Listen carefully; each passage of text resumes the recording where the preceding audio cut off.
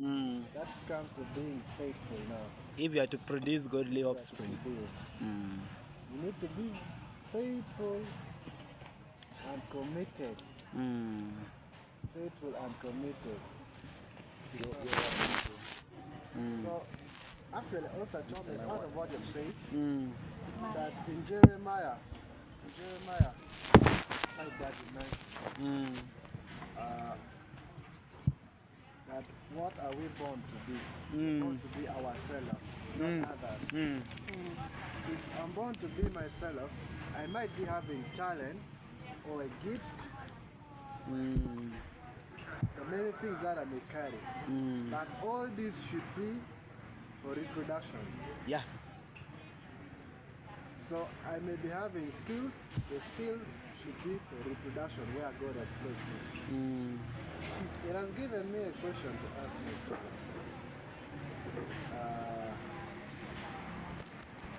That my job or my work is nothing if I'm not reproducing. Your job and your work is a vehicle for reproduction. If I'm not using it for reproduction, that's mean it's nothing. And also there's one thing that in line with that, I think sometimes even God can face it at some point and allow you to be chased away. If you see that You the are not doing. reproduction is not moving on there, Mm. He shift you away. And for a man who begin to complain sometimes, Mm. not knowing that your purpose, you don't know yourself in that area. Mm. Yeah. You're bringing something very clear. Your job is temporary, but what your work is what you are born to become. So your job should be a platform of manifesting your work. The evidence it should be seen. Yeah. So and this, I'm going to speak about this person name in his absence, but I am inspired by his life in serving Christ. When I always see Lester, he's using his job to manifest God's work that was already in him. Lester and his wife Prudence, those are amazing couple. In their absence, I just thank God all the time for them. So it means that we can also use our job to manifest the kingdom work. And manifesting the kingdom work become our eternal reward.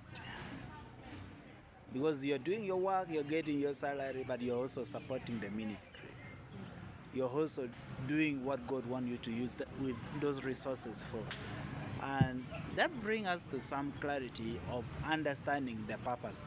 Because I believe if he have not understood his purpose, he would have not even obeyed what God wanted him to do.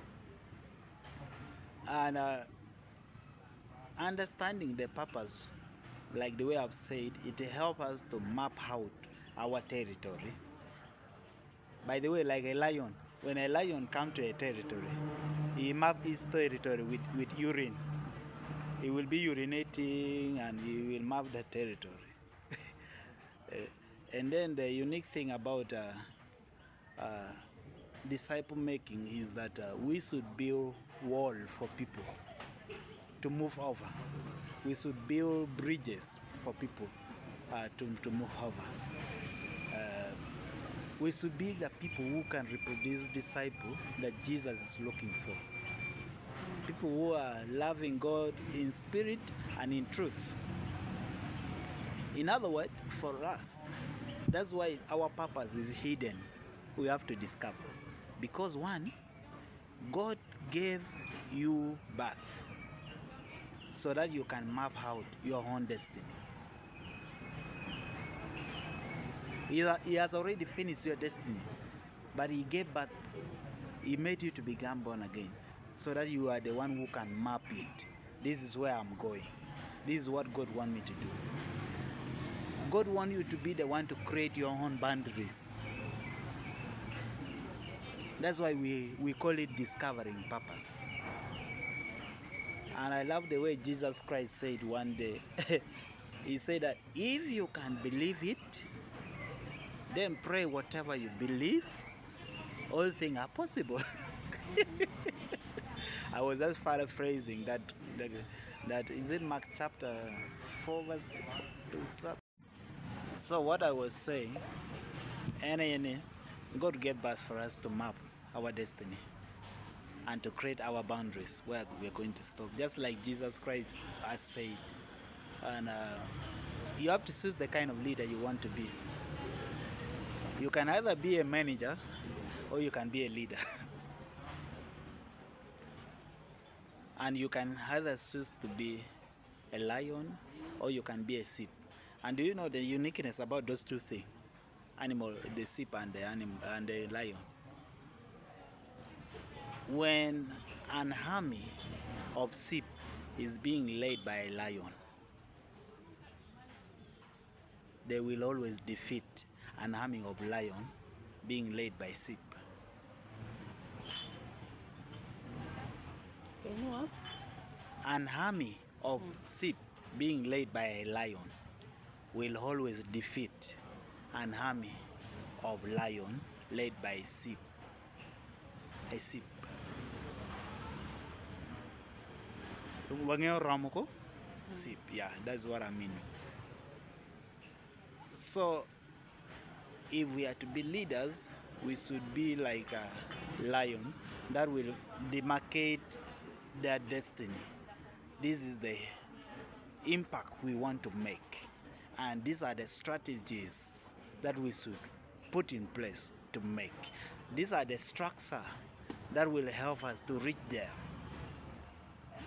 Why? Because true leadership can turn a band of coward people, a band of coward into warriors. True leadership. Just imagine, just a single Jesus.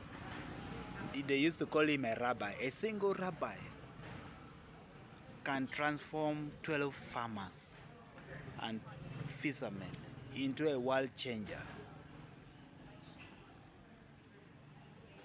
Just imagine what can happen if we are to be sold out to the vision of advancing the gospel and his kingdom into the nation through spiritual generation of laborers who are living and discipling among the lost. You can be like a useless person to other people, but you can turn many people into the kingdom who can become world changers. Just imagine if all of us we can commit, I will produce a world changer. Only one. It